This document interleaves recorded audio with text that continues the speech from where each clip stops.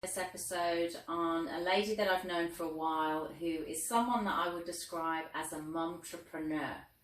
And we'll explain why a bit later on. So welcome to Pandemonium, Carrie. Hi Nicola, how are you going? I'm good, how are you? Good. So I've really mixed up the questions and the subjects because I like to sort of write them out and then reverse them. Sure. And I think it sort of teases for the audience sort of what we're getting to. So the last question I wrote down of 4 pages was, can you tell us about your spirituality? Because we know what's leading on to it, but you've had some experiences with some mediums, haven't you? Don't tell us why, but tell us about your spirituality. I believe that we are here for a reason. We get connected. We find soulmates here. We have families that are given to us, maybe for a short time, maybe a long time. So I'm a believer of everyone gets sent to you for a reason when you need them. Wow, I've heard that before. Now, there's a very particular reason why you do spend time with mediums. Would you like to tell us why and who you're trying to talk to? So in 1997, I lost my husband and daughter in a car accident. Shani was 4 and Rick was 34. And I was 31 at the time. I had some really horrendous injuries given to me. Unfortunately, I was in hospital for a year. You're still dealing with those now, aren't you? Yes, day in, day out. Pain, weight, on, off, trying to do this. Because there are things inside your body that can't have too much pressure on it. Exactly. Yeah. So if they do, they crush or I get an immense pain. But I think the biggest hurdle to overcome was to learn why this happened to such a nice person. And I do say nice person because I am. I didn't do anything wrong. I haven't done anything wrong, and I've been a nice person all my life. So it's funny, why do bad things happen to good people? Yeah, it's interesting. I've thought about that a lot with you, and I think the only thing that makes sense to me, unfair though it is that since the accident, you have been able to help a lot of people, and you have the correct kind of personality to do that. Yes. It seems awful that a loss has to take place for that to happen, but you have a lot of good has come out of something really bad, let's say. Exactly. Well, Nicola, you knew me before the car accident, and I was very, I suppose, shy. I wasn't outspoken like I am now. I would never have dreamt of talking in a group. Yeah. Really? Wow. No, never. No, I was I was going to ask you that, if you feel the same person now that you were before. You're not, definitely are you? Not, no. Wow. I wasn't quiet, but I was more laid back, sit back, the housewifey type, just do, the cooking on the Saturday and Sunday, go to work during the week, look after my little girl, come home. Yeah, I wasn't really outgoing as I am now. That's so different to who you are now. Exactly. So this ties into the whole spirituality and medium side. So what have you discovered from... Well, just for an instance, and it was only on Sunday, I've got a bookshop in Berwick, and we put up a sign of Shani, my daughter, and my girlfriend did it. And with that, this immense presence came through, and we thought we could see it, and people go, oh, yeah, right. But we had a lady come in, and she said, may I ask you something? And I said, what's that? And she said, have you got the book, Why Do Bad Things Happen to Good People? And I'm like, why do you ask that? And she said, my husband and son committed suicide last week. Oh, wow. Now, I grabbed her and cuddled her and gave her advice, gave her my phone number, gave her some things to do, gave her another book that we had in stock, and she left there feeling... Do you think that happens? Because I do feel that about you as well. Yeah. Because you are that friend, and I know this is the way friendships are supposed to be, but they're not always like this. No. You are that friend that you are actually happy for people when life is going good, and there aren't many friends like that. Usually they just turn up when things are bad, and they want the gossip, usually, I suppose. But you are someone to turn to in times of need, I guess, because people know that you've been through so much as well. I found that a lot of people ring me, message me. I've had I don't want to name who it is, but a girlfriend of mine was about to commit suicide about 5 years ago, and she messaged me through Messenger, and I spoke to her for 5 hours during the night and turned around. Yeah. There's been a lot of people that have come into my life that have had some horrific things happen. And also I work for Road Trauma, so, you know, with that I get a lot of people that ask me questions and things like that. How have you overcome? I think when I had my car accident, there was only a few people that ever lost their whole family. Yeah. There wasn't many. I'd never heard of it before. Well, Walter Metcalf did years later, a couple of years later. But no, not a lot of people. And this is the thing. People are drawn to me now because I have. Men find me too strong because they go, whoa, you know, she knows too much. You know? But it is true what they say. If it doesn't kill you, it does make you stronger. Yeah, And it certainly has in your case. Because after the car accident, you went on to marry again and have another child, which was great. Fantastic. And then you lost him as well. So he died of lung cancer 10 years ago on the 28th of March, which is coming up.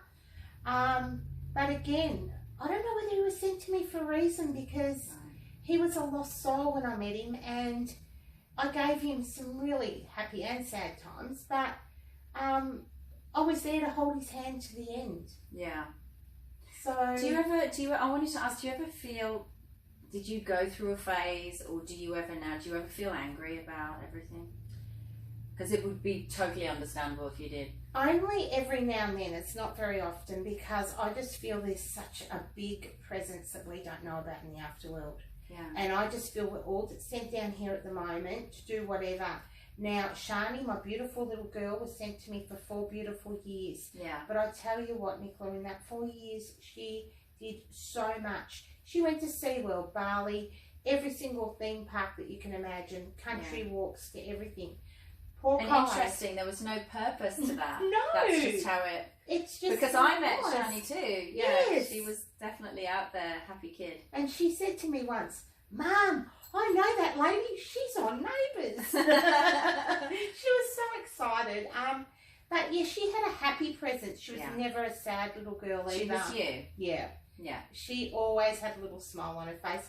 And I know people say, oh, you know, the good things about the dead. But no, I can honestly say Rick was a very happy man, and Shani was, a little angel that came down. And do you find it comforting that they're together? Oh, I couldn't have done it without that, knowing that. Yeah. I think if Shani had gone up on her own, I would have been a different person again. Yeah. Yeah, I think so. Yeah. So, clearly you're very spiritual, and I know that about you as well. Does that mean you're religious? Does that Because for me, it's not acceptable. I'm not religious, and I'm not. Look, I'm not saying anyone that is, and I was brought up in the Church of England, and you know, I would go to church tomorrow for anything that was needed to be, like a funeral or anything. But I have to believe that we are all sent here for a purpose, by a higher level of something. Yeah. And when I had my car accident, I remember being trapped in the car and seeing them gone, you know, and then looking around and then something pulling me up all the time. Wow. And then coming back down. To live. Yeah. And it was like this presence. And I've told, you know, psychiatrists and psychologists that I was pulled that day. I was actually pulled to go. I have heard that before. And then Neil, when he died with his arm up like that, like reaching for something. Another girlfriend of mine died with her arm in the air as well when she died, when I was with her sitting with her. So they'd perhaps seen something. They're reaching for something. Yeah, something or someone. Maybe. Yeah, exactly. Yeah. And I've noticed through our friendship that there's been numbers, because I'm actually fascinated by numerology as well. There's been a particular number that's been evident in your life a lot. What's that number? 11. So 11 on the 11th, 11 o'clock they died. On the 11th of the 11th, my nana died 10 years prior to them dying, so my dad's mother. Every time I look at a clock, it's 11:11, and Neil died on the 11th year. Wow. And I lived in 11. Because 11 is my number too. I don't know if I ever told you that. No, you haven't. Yeah, I've lived in 3 number 11s, and it crops up a lot as well. It's funny, isn't it? Yeah. So they say that, and I've done a lot of reading about 11, and they say 11 is a powerful number. Right. So 11 means the spirit willed, and anyone that does clairvoyancy or numbers or whatever, 11 will always come up. Yeah. So you believe that the presence that you felt that pulled you back here, yes, was a good presence? Definitely wasn't a bad presence. Yeah. And when I woke up eventually in hospital and I was told, I had the most beautiful people around me. My best friend Karen had just had a little girl. I hadn't met her. You know, there were people around me that loved me. My grandma was saying, you're going to be okay. And just, I wanted to keep going. Yeah. I wanted to keep going. Yeah. And on the theme of keeping going, you are, and this is why I wanted to talk to you, because I think you're a great example of, we live in a society where everyone's judged on first appearances, first meeting, or pictures they see on social media, and they think, oh, her life is easy, or they automatically think you're happy, and they see holiday photos and stuff like that, and we don't often learn about the fabric underneath the person. How you are so to be admired with your entrepreneurship. You've made the most of, you know, as they say, if life gives you lemons, make lemonade, and you've really done that. So what drove you to do that? Was it your son, or was it... No, not really. No, I've always had it in me to be business minded. I've always had it in me to help others with my business mind. When I was with Brushes Music for 15 years. I always had a business mind, but then having a car accident, as everyone knows, you get a payout. I could have sat back and gone, oh well, this is my life now. Yeah. I'm just going to lay back. Yeah.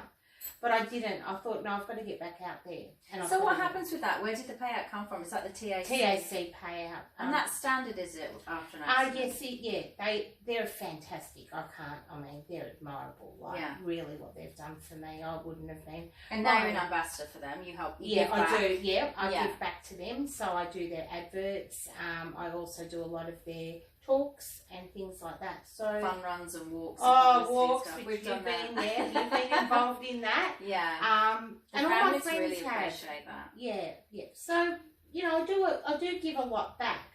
But in saying that, my bookshop's a funny story, because I was walking through it one day and my daughter used to go there and run in there, and she'd be there with a book on the carpet, and it was someone else's bookstore. Yeah. Wow. And I ran in there one day and it had a little sign up on a little bit of paper, for sale, inquire within.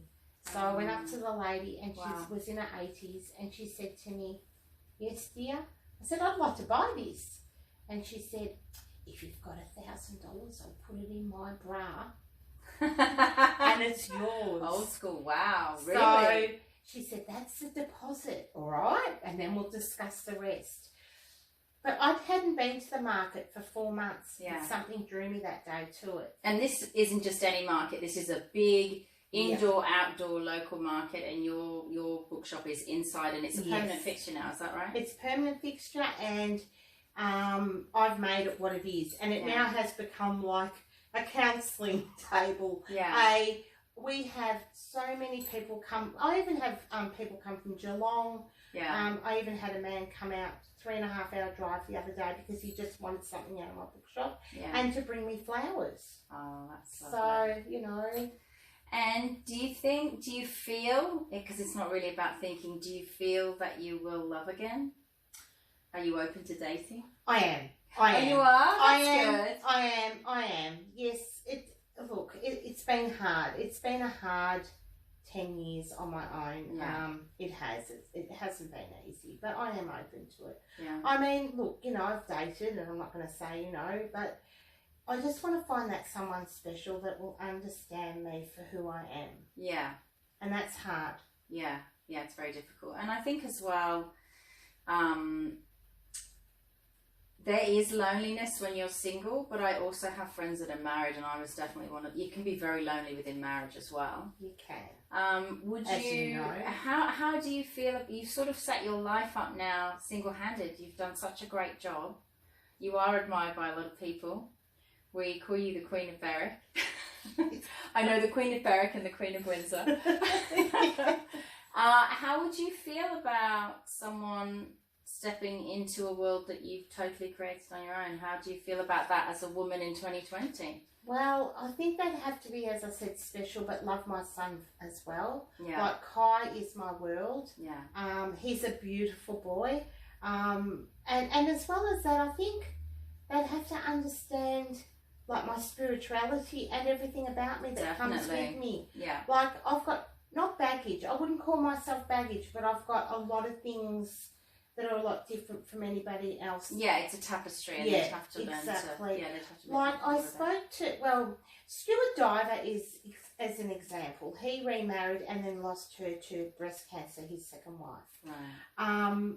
And he's an example of that. Like, it'd have to be a pretty special person, I think, to get into his life, or Walter Mikak's life.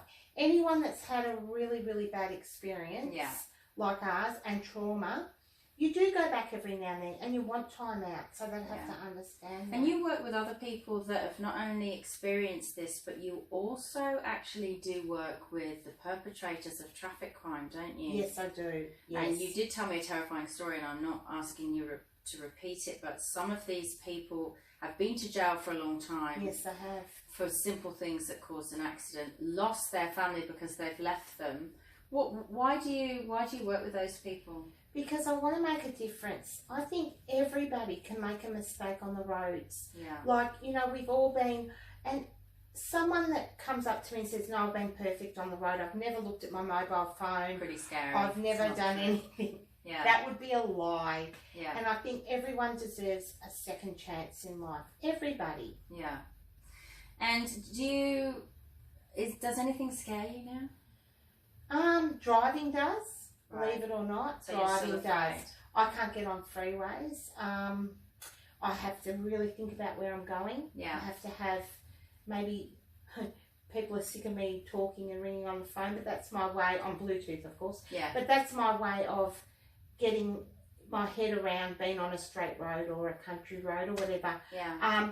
Poor Kai's missed out on a lot because I just can't take him to events. Okay. Yes. But you've got a great support system around you. Oh, look, I have got friends, family. This community is amazing. This Berwick community, oh my goodness. I mean, this man drives Kai home from school every day and says he's like a son to me, Carrie. Like, you know, I'm really blessed with the people I know.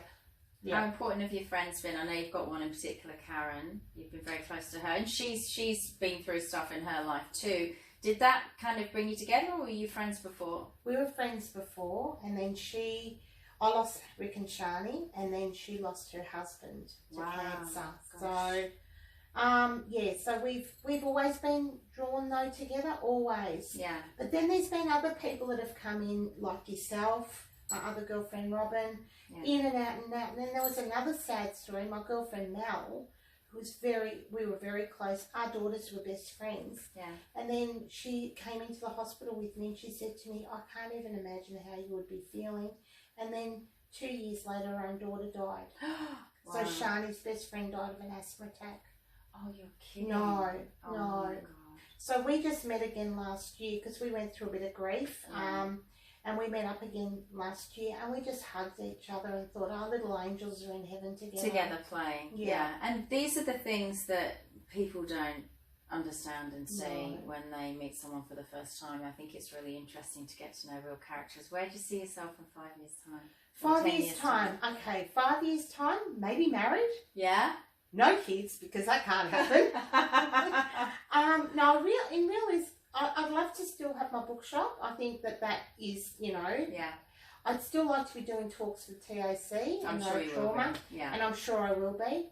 I just want to be happy, Nick. Like, that's all I want in life is to be happy and all my friends to be happy. Yeah. I know that, but I've got so many bad things going on in 202 already, like the bushfires, the coronavirus. Yeah. We've just got to make the best of the little things that we've got now. And live every day. Like it's your last. Because you never know. All right, well, thank you so much for talking to me. Oh, you're one of my best friends. That's why it was easy to get you to the interview. Thank you, Carrie. It's been so good to get to know you more.